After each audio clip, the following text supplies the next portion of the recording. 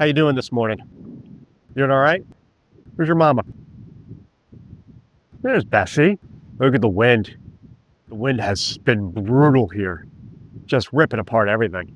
That was a nice little canopy. I need you guys to be on your best behavior today. No interruptions, no getting stuck anywhere, no busting through fence. I don't know how that talk went, but I need all the help I can get today. So the last time I worked on the tiny home, it was all about finishing the electric. And now I want to move on to putting in the insulation. However, I took a closer look at everything, and it was something I was not expecting at all. But turning a shed into a tiny home, there are so many things that need to be addressed. Since my tiny home was built as a shed, there is no support to fully install a ceiling, walls, or insulation.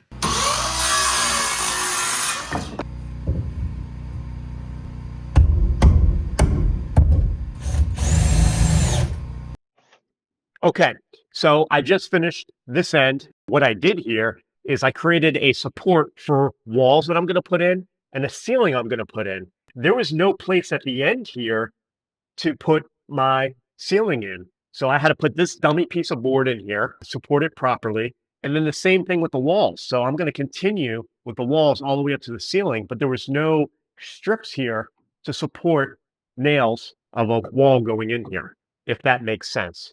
I don't know if I just confused myself, but no, I think I got it. So same thing to the other side.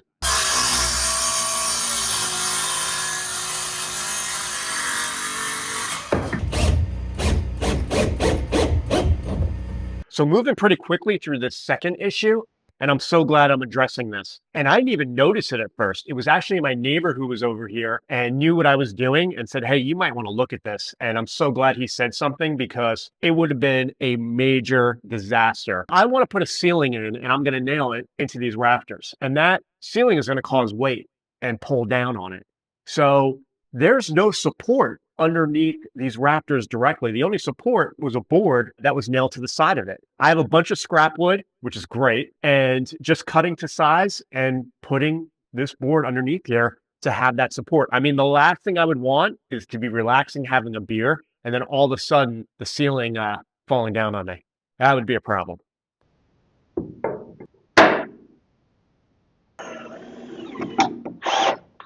Those two things are completed, and not the funnest thing in the world, but so important. Now, the next thing I want to tackle, and I've been doing a lot of research on this, are people who have done sheds to tiny homes, exactly what I'm doing, but had these nightmare stories of moisture and mold, and they've had to rip down their ceilings and insulation and completely redo. So, of course, I want to avoid this. So basically what I'm doing here is I am putting insulation up in here and then creating a ceiling. And that basically creates an attic space, exactly like you have in your house.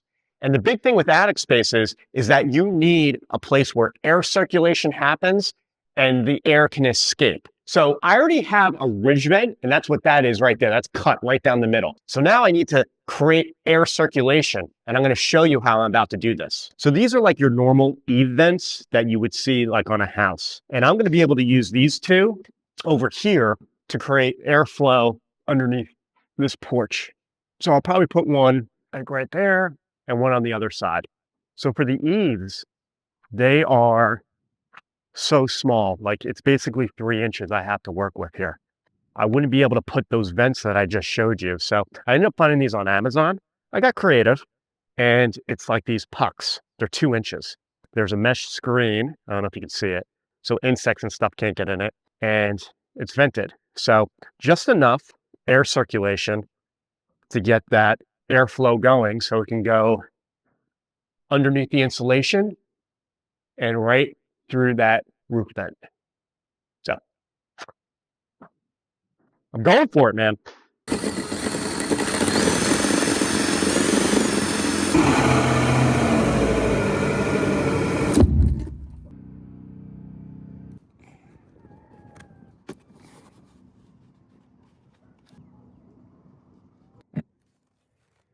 Nine more to go.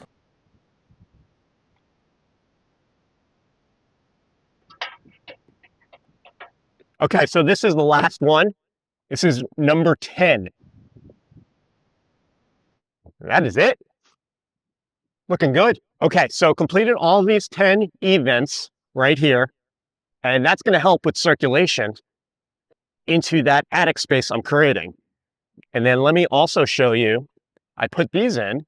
These are cut open, one on that end, one on this end. And that's going to allow air circulation from the eaves here to go up and through the attic space and out that ridge vent.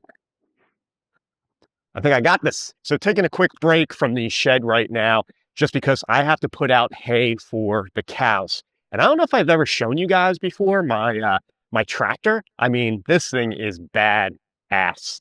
It's a 1951 Ford 8N tractor. I mean, Andy Griffith and little Opie Cunningham used to drive around on this thing. I mean, it is old, but you know what? It gets the job done for me here at the ranch. So this tractor wasn't made to lift large hay bales like this.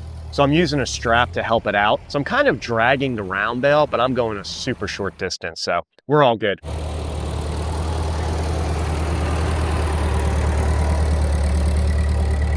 So unfortunately, I didn't have the strength to push this hay bale over as it's saturated with rainwater. So have to use a little different method here.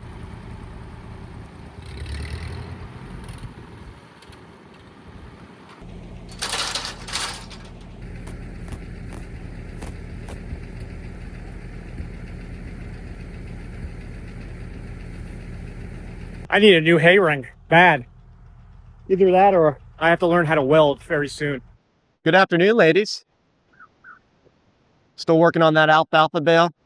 There's Brenda. There's Mona and Bessie. How do you guys like this weather? I tell you, when it gets windy, it is getting cold. So weird. This time of year, it's wild. It's like Texas temperature is throwing out Powerball numbers. 61, 12, 25, 42, 81, 9. Back at the tiny home, sweatshirt on, getting cold. I don't think I've shown you guys this yet, but Andy dropped off this generator for me. Super nice of him. So we're going to fire this up for this next project. Let's see here. Choke.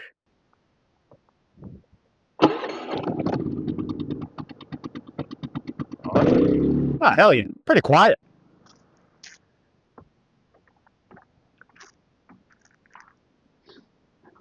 Come in here. Flip on these outlets.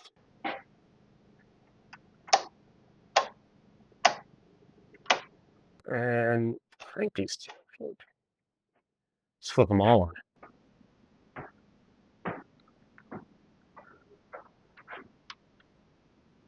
There we go. Some light in here. All right. Next thing. So these are called baffles. And they go in just like this. And what it allows it to do is that eave that I put here, it's going to allow the air to go underneath these channels up to that ridge vent. And then the insulation goes right over this. Therefore, you're not blocking anything.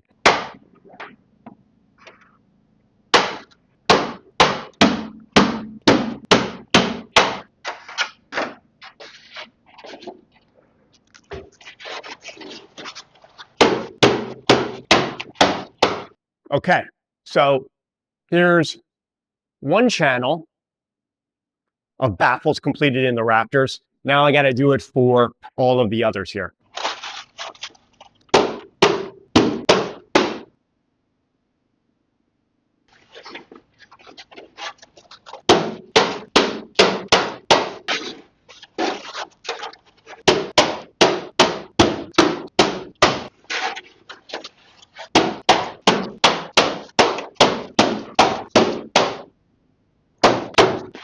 All right, that took a lot longer than I thought, but it's 20 baffles, individual baffles that I did use.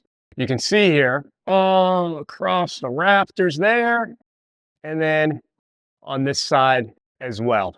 Now I can finally put the insulation in the ceiling. I mean, the day is just flying by. So I am going to run up, grab some insulation just to see how that lays in there before I lose daylight.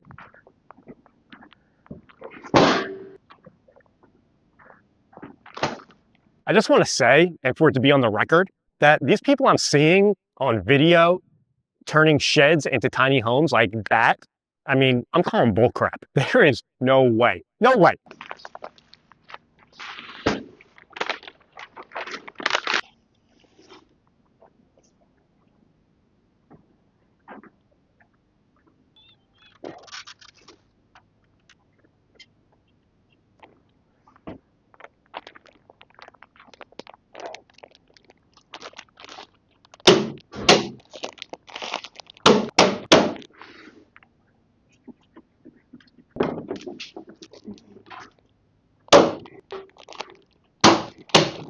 So I did 5 bats of insulation. I have another 5 to go on the one side, and then I have the whole other side to do as well, but that won't be as bad.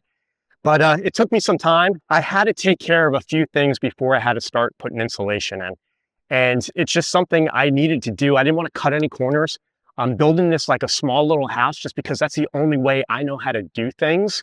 And the last thing I wanted was like a ceiling falling down on my head or mold or moisture coming through and then ripping down everything. I want to be able to have this thing finished, enjoy it, and have a good time in it. So, is what it is. As you can see, starting to get dark out here.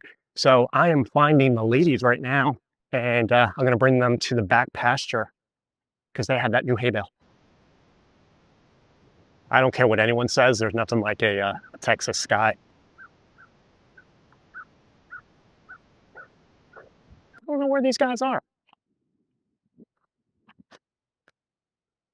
Oh, I see them. They see me. I see them. Let's see if they know I'm going to put them in the back. They know, it's like, they have good clockwork.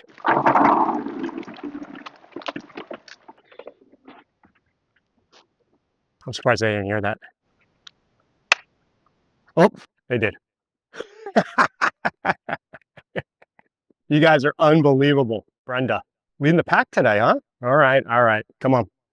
Let me get you guys in. Follow me.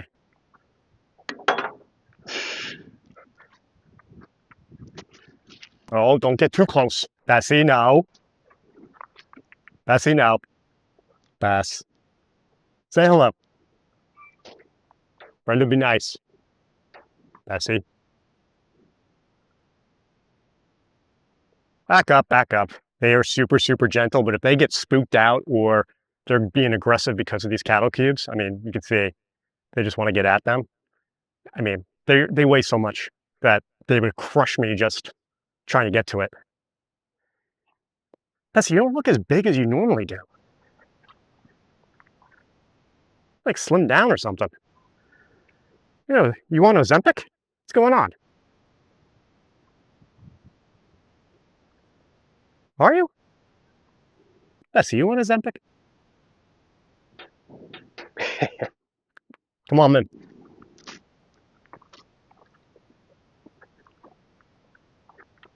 I mean, look how excited they get. Oh, easy. You okay? We took a little spill. Oh my God. There you go. I got the rodeo. I'm glad you got back up. That would have been a problem. Come here, little Bess. There we shut you out.